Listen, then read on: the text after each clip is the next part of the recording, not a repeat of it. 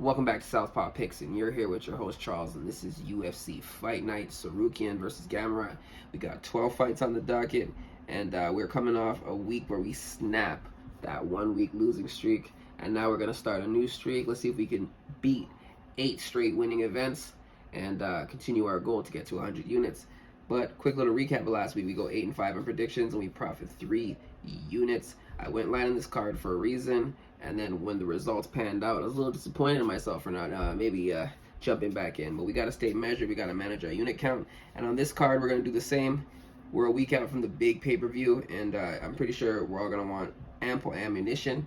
So we're going to just pick the spots we like here on this card and not invest too heavily. But let's get into the breakdown here. Kicking off the main event, we got a lightweight bout between Arman Tsarukyan versus Mateusz Gamrot.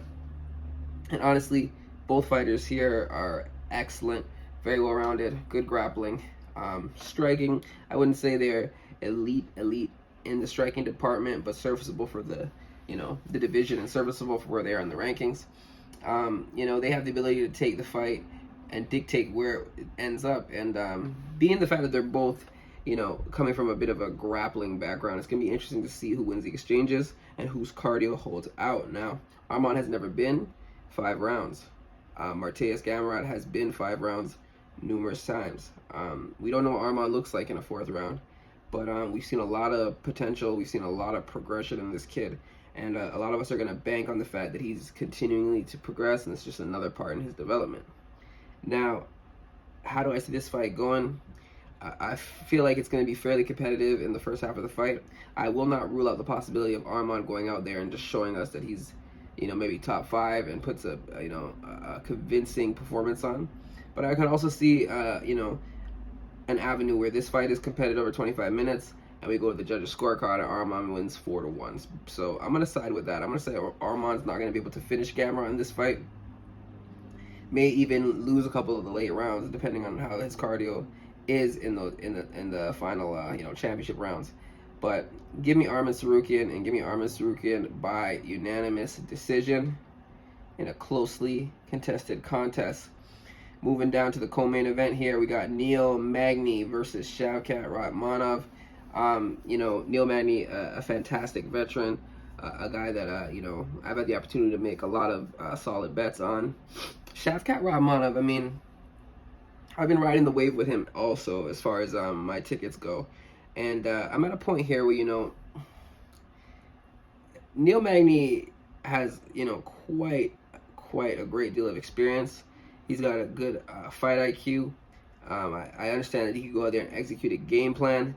And he's a very competent fighter. Now, Shavkat has been running through guys and finding ways to finish guys. But, there's a couple things that you see in his tape where he's being held against the cage and being controlled in the clinch. And that's a area where Neil Magny has success. You also see, we also haven't seen, I should say, him really getting in a competitive matchup recently that's forcing him to dig deep in his gas tank, right? This is a tricky fight here.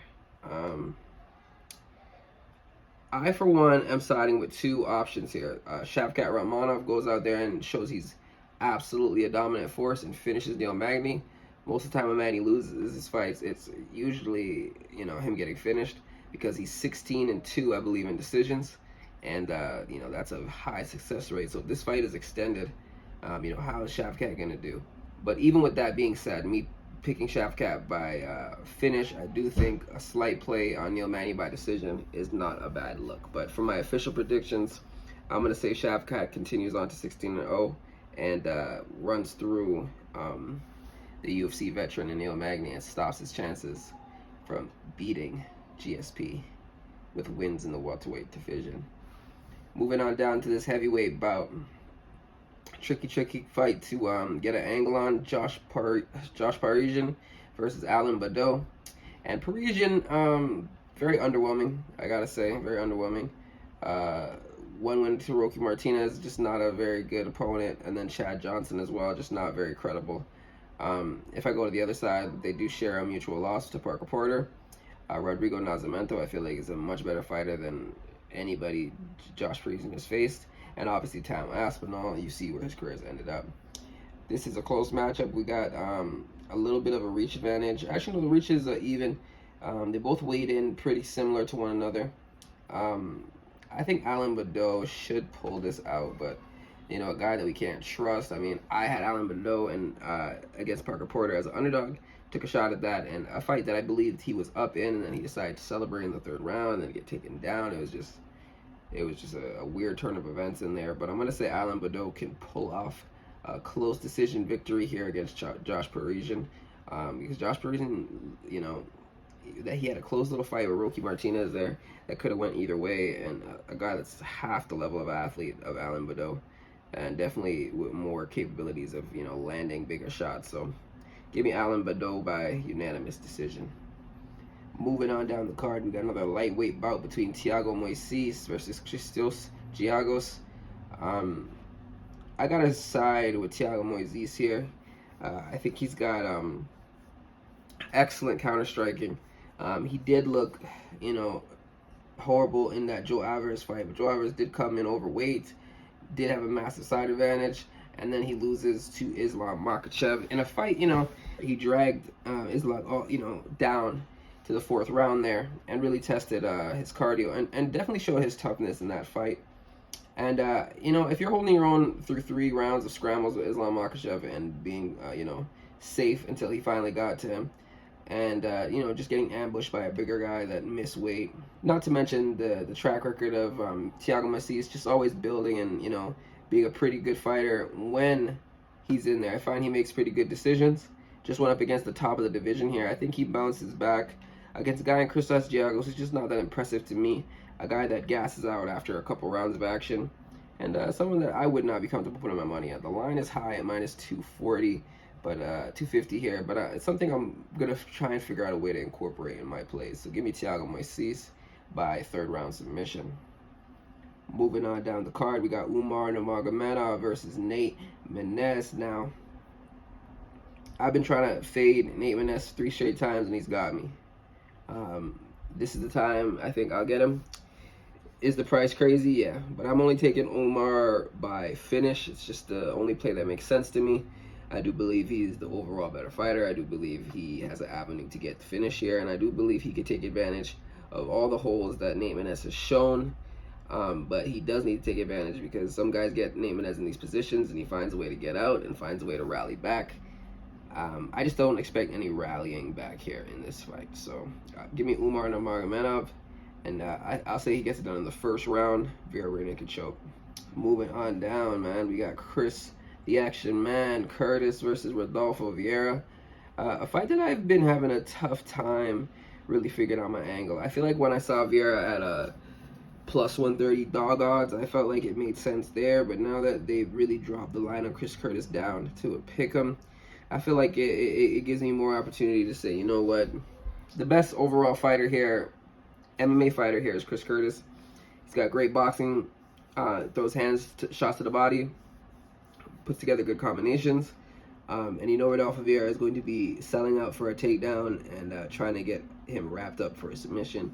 Rodolfo Vieira did show some decent, I can't say decent, just competitive striking rounds against Dustin Stolfus, but you know, not very impressed with a guy in Dustin Stolfus. I gotta give the lean to Chris Curtis, the experience advantage, the ability to just you know, throw it off the takedowns of Brendan Allen and Phil Haas, just, you know, showing like he's not a guy that, you know, is not competent in that area. Give me Chris Curtis, man, and give me Chris Curtis by 2nd round TKO, right when Vieira's gassed. Man, a lot of interesting matchups on this card. We got a light heavyweight bout here with Tafon Nchukwi and Carlos Ulberg. You know, I was, you know, pretty impressed with Carlos Ulberg in the beginning.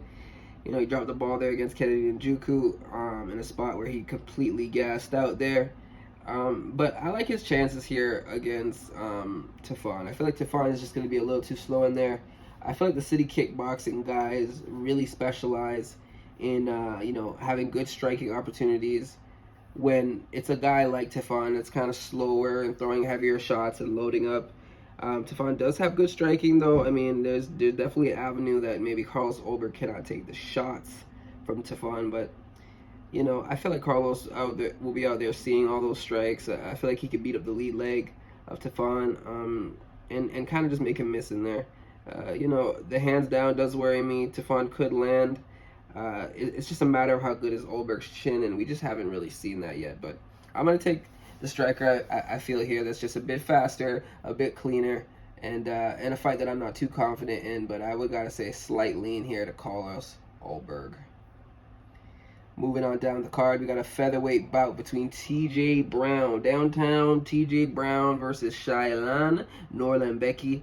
And, I'm on the T.J. Brown side here, guys. I think he's got excellent jiu-jitsu.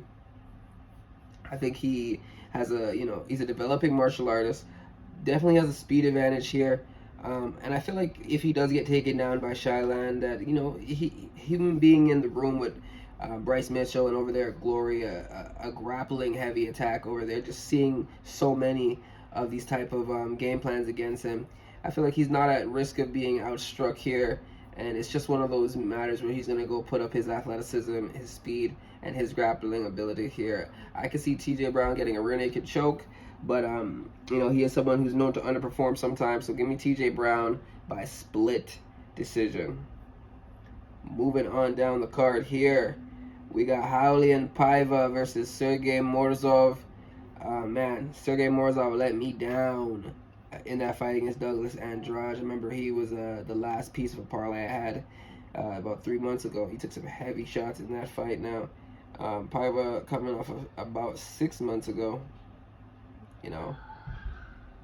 This is a tough one. I feel like off the top I was all over the Morozov's side, and really giving him a break with fighting Umar, beating Kelleher, and then losing to Douglas Silva, a fight that he was winning, but really allowed him to get off with his power punches late.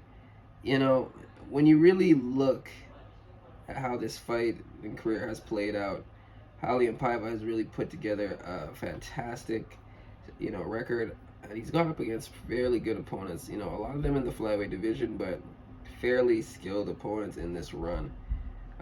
And same with Sergey Morozov. This is a fight where I'm trying not to be, I'm trying not to overthink it too much, and just go with who I believe is the better fighter here. And I'm going to say, despite, Sergey Morozov's ability to just get finished in there, I'm going to reluctantly take him here, just because I feel like Paiva's a little bit hittable. Paiva gets cracked with these hard shots, and I just feel like those shots will be available for Morozov. So give me Morozov, and give me him by late third round knockout. Moving on down, man. These bantamweight ones are always the toughest. We got a flyweight bout here, though. Coming up, Cody Durden versus JP Buys.